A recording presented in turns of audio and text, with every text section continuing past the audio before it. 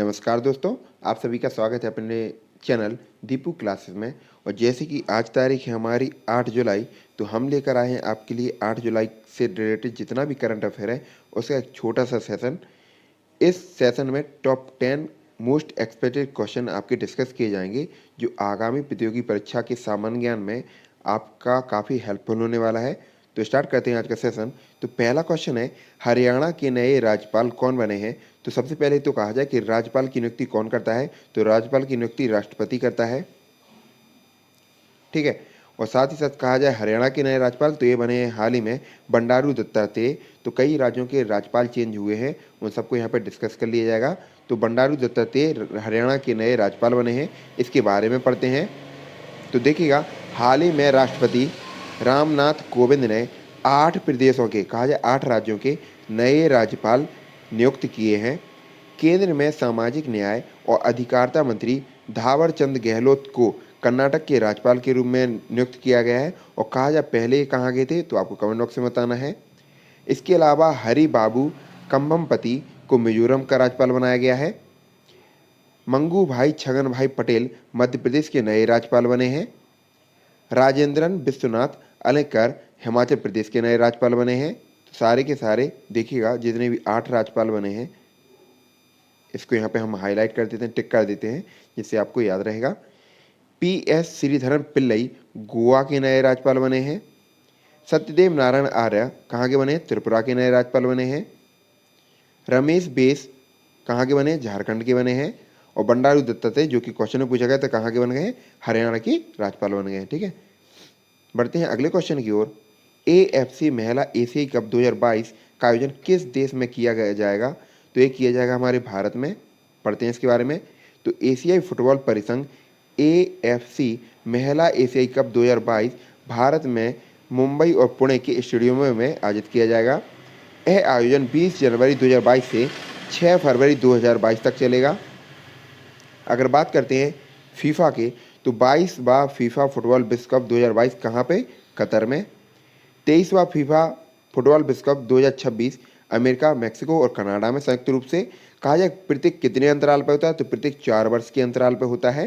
2021 में होने वाले फीफा अंडर 17 महिला विश्व कप कहाँ पे होगा? भारत में होगा। और 2023 में होने वाला ICC पुरुष क्रिकेट कप या क्रिकेट वर्ल्ड कप कहाँ पे होगा? भारत में। 2022 में होने वाला ICC महिला क्रिकेट वर्ल्ड कप कहाँ पे होगा? न्यूजीलैंड में होगा। तो ये सारे के सारे जो मेजबान देश करेगा वो सब यहाँ पर डिस्कस कर लिए गए हैं। बढ़ते हैं अगले क्वेश्चन की ओर। महिला स्पीड शतरंज championship, women speed chess championship का खिताब किसने जीता है? तो हाल ही में हो यीफान ने जीता है। इसके बारे में पढ़ते हैं। तो चीन की विश्व नंबर 1 और 4 बार विश्व महिला शतरंज चैंपियन हाउ यीफान ने फीडे स्पीड महिला शतरंज चैंपियनशिप के फाइनल मुकाबले में भारतीय ग्रैंड मास्टर हरिका द्रोणावल्ली को 15-13 की बेहद करीबी अंतर से पराजित करते हुए खिताब अपने नाम कर लिया गया है। अगर टॉप 5 खिताबों के बारे में यहाँ पर चर्चा की जाए तो वो भी यहाँ पर डिस्कस कर लेते हैं। UEFA वीमेंस चैंपियन लीग 2020-21 किस फुटबॉल टीम ने जीती? तो ये बार्सिलोना ने जीता है। किस टीम ने 2020-21 फुटबॉल प्रीमियर लीग चैंपियनशिप जीती है? तो मैनचेस्टर सिटी ने जीता है। विश्व स्नूकर चैंपियनशिप 2021 कौन बने हैं? तो ये मार्क सेल्वी बने हैं। टेनिस चैंपियनशिप मियामी ओपन 2021 में पुरुष सिंगल का खिताब किसने जीता है? तो हर्बर्ट हरकच ने जीता है। ऑस्ट्रेलियन ग्रैंड प्रिक्स 2021 का खिताब किसने जीता है? तो मैक्स वेस्टर्न ने जीता है। ये भी याद रखिएगा। बढ़ते हैं अगले क्वेश्चन की ओर। Kho kho federation of India KKFI के फिर से अध्यक्ष कौन बनाए गए हैं? जिसके पहले थे सुधांशु मित्तल ही फिर से बन गए हैं। इसके बारे में पढ़ते हैं। तो टॉप 5 राष्ट्रीय खेल संगठन के अध्यक्षों के बारे में अगर चर्चा की जाए तो BCCI के अध्यक्ष कौन है? सौरभ गांगुली। TTFI के अध्यक्ष हैं दुष्यंत चौटाला। AIFF के अध्यक्ष हैं प्रफुल्ल पटेल। AITA के अध्यक्ष हैं अनिल जैन। और BFI यानी बॉक्सिंग फेडरेशन ऑफ इंडिया के अध्यक्ष कौन है? अजय सिंह। खादी प्राकृतिक पेंट के नए ब्रांड एम्बेसडर कौन बने हैं? तो हाल ही में नितिन गडकरी बने हैं। अगर कमेंट बॉक्स में आपको बताना है कि नितिन गडकरी कौन से मंत्रालय से बिलोंग करते हैं, या किस मंत्रालय का कार्यभार इनको सौंपा गया है? तो देखिएगा लिखा ही है यहाँ पे, केंद्रीय सड़क परिवहन और राजमार्ग और एमएसएमई मतलब लघु उद्योग होते हैं उनका मंत्री नितिन गडकरी ने खादी प्राकृतिक पेंट ब्रांड के नाम के तहत गाय के गोबर से बने भारत के पहले और एकमात्र पेंट का वर्चुअली उद्घाटन किया है। तो कहा जाए खादी प्राकृतिक पेंट, तो ये किससे बना है? गाय के गोबर से बना है। उद्घाटन कैसे हुआ? तो वर्चुअली हुआ है, क्योंकि कोरोना के चलते सब कुछ बंद ही है। तो इसके अलावा देश भर में युवा उद्यमियों को गाय के गोबर के पेंट के निर्माण के लिए प्रोत्साहित करने के लिए नितिन गडकरी को खादी प्राकृतिक पेंट का ब्रांड एम्बेसडर बनाया गया है। और टॉप 5 यहाँ पे ब्रांड एम्बेसडर के बारे में भी चर्चा कर लेते हैं। तो आयुर्वेद उत्पाद कंपनी महर्षि अमृत कलश के ब्रांड एम्बेसडर कौन बने हैं? तो मिलिंद सोमन बने हैं। गैजेट एसेसरीज और कंज्यूमर इलेक्ट्रॉनिक्स ब्रांड U&I के नए ब्रांड एम्बेसडर कौन बने? तो जॉन अब्राहम बने हैं। J&W स्पोर्ट के नए ब्रांड एम्बेसडर कौन बने हैं? Rishabh Pant. Nutrition brand Horlicks protein plus के नए ब्रांड एम्बेसडर कौन बने हैं? Akshay Kumar. E sport platform mobile premier league MPL के नए ब्रांड एम्बेसडर कौन बने हैं? अमित भड़ाना। बढ़ते हैं अगले क्वेश्चन की ओर। बोल्ड प्रोजेक्ट किस राज्य से संबंधित है? तो ये राजस्थान राज्य हो जाएगा। कहा जाए राजस्थान की सरकार ने इसका संचालन किया है। तो इसके बारे में पढ़ते हैं। बोल्ड का फुल फॉर्म होता है bamboo oasis on land in drought. आदिवासी आय बढ़ाने के लिए खादी और ग्रामोद्योग आयोग KVIC ने शुष्क और अर्ध शुष्क भूमि क्षेत्रों में बांस आधारित हरे पेंच बनाने के लिए प्रोजेक्ट बोल्ड लॉन्च किया है। यह भारत ने अपनी तरह का पहला अभ्यास है जो राजस्थान के उदयपुर में आदिवासी ग्राम निचला मंडवा से शुरू किया गया है। इस परियोजना के तहत विशेष बांस प्रजातियों के 5000 पौधे यानी बम्बूसा टुल्ड्रा और बम्बूसा पॉलीमोर्फा के लगभग 5000 पौधे हैं जो 16 एकड़ खाली ग्राम पंचायत भूमि में लगाए जाएंगे। इस तरह के लिए बांस को ही क्यों चुना गया? तो ये भी फैक्ट पढ़ लीजिए कि बांस को ही क्यों चुना गया। क्योंकि बांस बहुत तेजी से बढ़ता है और 3 साल के भीतर काटा भी जा सकता है, ठीक है।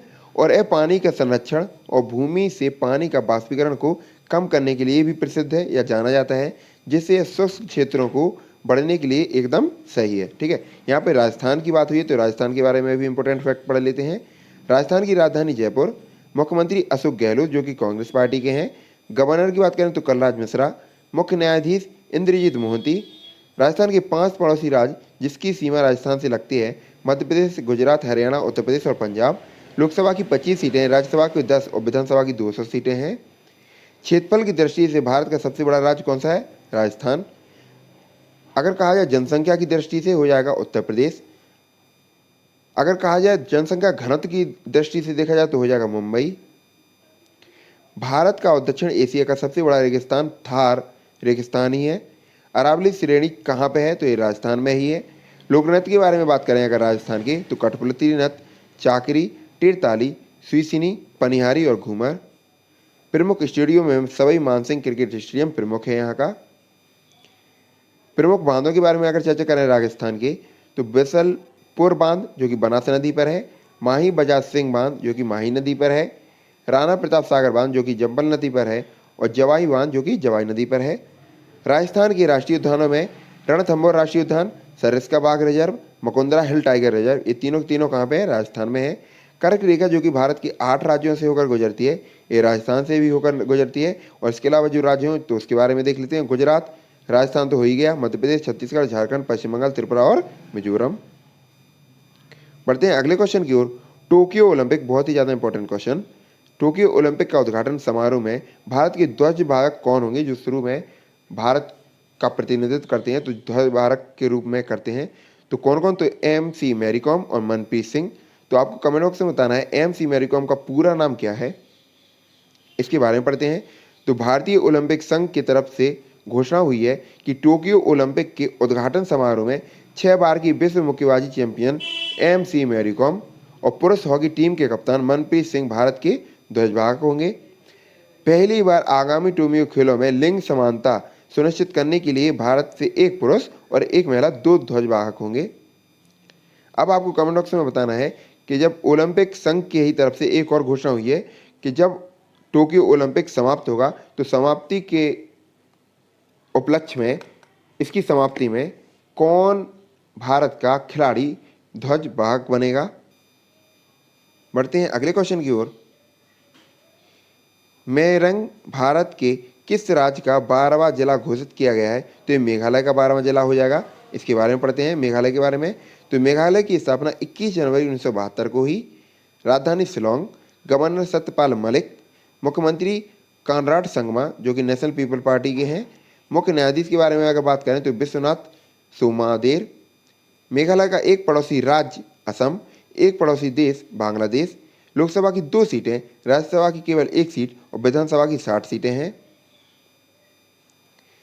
अगला क्वेश्चन देखिए, द बुक एंड ऑथर का the fourth law and essays for Gopal Krishna Gandhi नामक पुस्तक लॉन्च हुई है। इसके लेखक कौन है? तो इसके लेखक हो जाएंगे बेड़ू माधव गोविंदू और श्रीनाथ राघवन। इन दोनों ने संयुक्त रूप से इसको लिखा है। अब टॉप 5 करंट अफेयर की बुक एंड ऑथर के बारे में भी चर्चा कर लेते हैं। तो हब्बा खातून पुस्तक काजल सूरी द्वारा। My joy and sorrow as a mother of a special child doctor Krishna Saxena द्वारा। The 7 sign of being a mother Tahira Kashyap Khurana द्वारा। Beyond hair and other poem Vishnupad Sethi द्वारा।